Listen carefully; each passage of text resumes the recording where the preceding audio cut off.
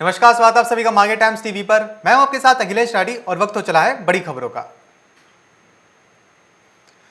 Basmati zone मानने वाली तराई में बांस बांसुरी के बाद अब चावल भी बेशकीमती माना जाता है। सौंधी सुगंध केवल जिला ही नहीं बल्कि सरहद पार तक है। अरब देशों की रसोई में ही नहीं बल्कि दुबई और अफ्रीकन देशों तक में लोग पीलीभीत के चावल के मुरीद हो चुके हैं। लॉकडाउन से पूर्व यहां से प्रतिदिन हजारों क्विंटल धान निर्यात होता था, पर उसके बाद मायूसी छा गई है।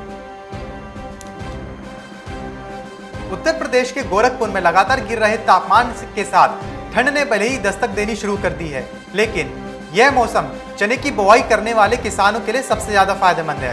30 डिग्री से कम तापमान पर चने की बुवाई करने पर जहां अच्छी उपज होती है, वहीं फसल में रोग लगने की आशंका भी कम हो जाती है।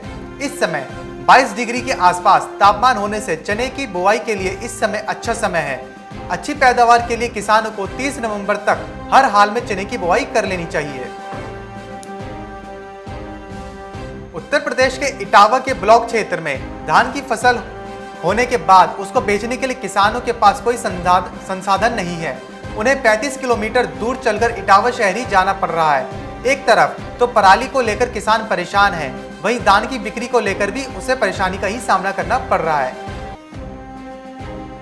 कपास उद्योग ने देश में फसल वर्ष 2020-21 में कुल उत्पादन 356 लाख गांठ रहने का अनुमान जताया है। ये पिछले साल के मुकाबले 4 लाख गांठ कम है। कॉटन एसोसिएशन ऑफ इंडिया ने एक बयान में कहा है कि फसल वर्ष 2019-20 के दौरान कुल उत्पादन 360 लाख गांठ का था। कपास फसल वर्ष 1 अक्टूबर से शुरू होता है। सीआई ने कहा कि देश के कुछ भागों में अत्यधिक बारिश और कीट संक्रमण से फसल को हुए नुकसान के कारण चालू फसल वर्ष में उत्पादन कम रहने का अनुमान है। सरसों के तेल के दाम को पहिए लग गए हों, दाम बढ़ने का जो सिलसिला शुरू हुआ वो रुकने का नाम ही नहीं ले रहा है। तेल कारोबारियों की माने तो दिवाली के बाद अब तेल के दाम 160 के पार जा सकते हैं। तेल की डिमांड भी बढ़ जाएगी। वहीं ब्लेंडिंग यानी मिलावट बंद होने के चलते भी प्योर सरसों का तेल से इस रेट में कोई मुनाफा नहीं निकाल रहा है, इसीलिए रेट बढ़ाना मजबूरी होगी। वहीं इंटरनेशनल लेवल पर भी दूसरे तेलों के दाम बढ़ने का असर सरसों के तेल पर पड़ रहा है। राजस्थान के बूंदी में सर्दी की दस्तक के साथ ही खेती बाड़ी के काम ने भी गति पकड़ ली है। किसान रबी की फसलों की बुआई में जुट गए हैं। जिले में इस बार औसत से कम बारिश हुई, इसके कारण गेहूं का रकबा घटने का अनुमान लगाया जा रहा है। जानकार सूत्रों ने बताया कि जहां पानी की कमी है, वहां के किसान सरसों व चना की फसल पर ज्यादा जोर दे सकते हैं।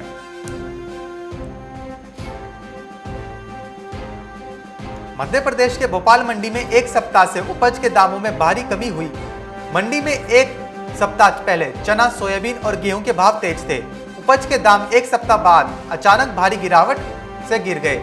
एक सप्ताह बाद चने के दाम में 300 रुपए, गेहूं में 100 रुपए और सोयाबीन के दामों में 150 रुपए प्रति क्विंटल की गिरावट दर्ज की गई।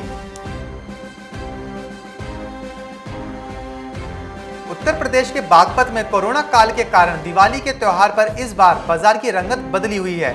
मिठाई खरीदने से लोग परहेज कर रहे हैं। ड्राई फ्रूट में अखरोट महंगा हुआ है और बादाम के दाम गिर चुके हैं। बादाम गिरी 650 रुपए से लेकर 750 रुपए प्रति किलो है। डिब्बे में भी यही भाव बिक रहा है। पिछले साल के सापेक्ष 50 से 75 रुपए किलो कम है। काजू 650 से 1200 रुपए में मिल रहा है। पिछले साल के सापेक्ष काजू 100 रुपए दाम कम में बिक रहा है। अखरोट का भाव 850 से 1350 रुपए है और ये पिछले साल के मुकाबले 100 रुपए महंगा हो गया है। पिस्ता किशमिश के भाव लगभग समान ही बने हुए हैं। उत्तर प्रदेश के सहारनपुर में सब्जियों के मूल्य में गत सप्ताह की अपेक्षा इस सप्ताह गिरावट आई है। वहीं फलों में उछाल भी जारी है।